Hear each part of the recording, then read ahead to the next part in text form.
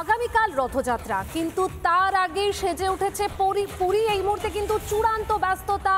জগন্নাথ, বলরাম, সুভদ্রার যে রথ রয়েছে সেই রথ কিন্তু সাজানোর কাজ চলছে। আর এরই পাশাপাশি একদম বলা যেতে পারে আগামীকাল রথ হলেও আজকেই কিন্তু ভক্তদের ঢল নেমেছে পুরীতে। আর সেই ভিড় সামলানোর জন্য পুলিশ মোতায়েন রয়েছে, যে কোনো অপ্রীতিকর পরিস্থিতি এড়ানোর জন্য এনএসজিও মোতায়েন রয়েছে।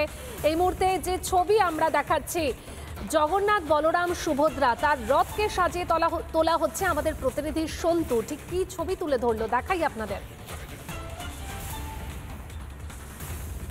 চেষ্টা করে প্রচুর সাধারণ মানুষ এসেছেন। এই মুহূর্তে আমি একটু কথা বলার চেষ্টা করি। দিদি, কোথা থেকে আসছেন? আমরা আসছি যাদবপুর থেকে। যাদবপুর থেকে, মানে কলকাতা থেকে পুরী। তা দীঘা গেলেন না? দীঘাতেও তো জগন্নাথ মন্দির তৈরি। এইটাই এত বছর ছোটবেলা থেকে এসেছি, আমার মেয়ের বয়স থেকে এসেছি, কিন্তু এই কোনোবার আসা হয়নি এখানে, ওই জন্য আমরা এসেছি। পুরীর আনন্দই হ্যাঁ? পুরীর আনন্দই আলাদা। দীঘাতে জগন্নাথ মন্দির তৈরি করলেন, মানুষ যাচ্ছে, কিন্তু পাড়া থেকে যারা একবার গেছে তারা বলছে আর দ্বিতীয়বার যাব না। পুরীর আনন্দ দীঘায় তো পাচ্ছি না, কিন্তু প্রথম বছর মুখ্যমন্ত্রী করেছে, আমরা দেখতে গেলাম।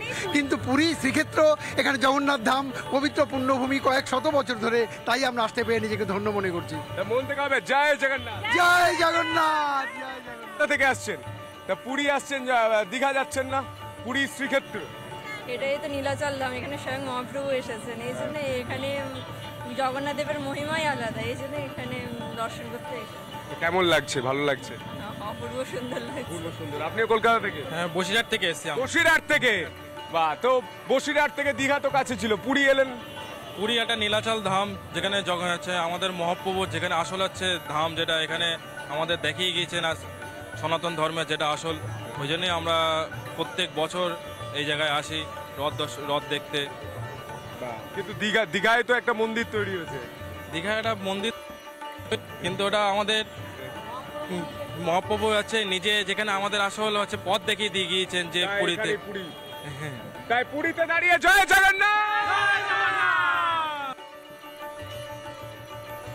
যে কথাটা আপনাদেরকে বলছিলাম, যে রথ সাজিয়ে তোলা হচ্ছে, জগন্নাথের রথ নন্দীঘোষ, সেই রথের সম্পর্কে একটু বলি আপনাদের। এই রথের উচ্চতা ৪৫ ফুট, চাকার সংখ্যা ১৬, আর কাঠের পরিমাণ ৮৩২টি কাঠের টুকরো দিয়ে তৈরি এই রথ। সারথি দারুক, ধ্বজা ত্রৈলোক্য মোহিনী, এবং এই রথের রং হয় লাল ও হলুদ। এরই পাশাপাশি জগন্নাথ দেব যেমন এই রথে থাকে, তার সঙ্গে থাকেন গোপীকৃষ্ণ, গোবর্ধন, রাম, নারায়ণ, ত্রিবিক্রম, বরাহ, রুদ্র, নৃসিংহ এবং হনুমান। আর এই রথের রক্ষক হচ্ছে গরুড়। জগন্নাথের রথ নন্দীঘোষ, আর সেই রথকেও কিন্তু সাজিয়ে তোলা হচ্ছে। চূড়ান্ত ব্যস্ততা এই মুহূর্তে। এই রথের উচ্চতা ৪৫ ফুট, চাকার সংখ্যা ১৬, ৮৩২টি কাঠের টুকরো দিয়ে তৈরি হয়েছে এই রথ। আর এই রথের সারথি দারুক, এবং এই রথের ধ্বজা ত্রৈলোক্য মোহিনী। এরই পাশাপাশি আপনাদের বলি বলরামের রথ। বলরামের রথের কথাও বলবো, কিন্তু তার আগে একটু সুভদ্রার রথের কথা বলি। উচ্চতা ৪৩ ফুট, সুভদ্রার রথ দেবদলন বা পদধ্বজ, সেখানে চাকার সংখ্যা ১২, রং লাল এবং কালো, ধ্বজা নাদম্বিকা, রক্ষক হচ্ছে জয় দুর্গা। সুভদ্রার রথ দেবদলন, পদ্মধ্বজ। নানা ধরনের কন্টেন্ট দেখার জন্য লাইক করুন, শেয়ার করুন আমাদের ফেসবুক পেজ, সাবস্ক্রাইব করুন আমাদের ইউটিউব চ্যানেল। পাশাপাশি অন্যান্য ব্রেকিং নিউজের জন্য অবশ্যই চোখ রাখুন রিপাবলিক বাংলায়।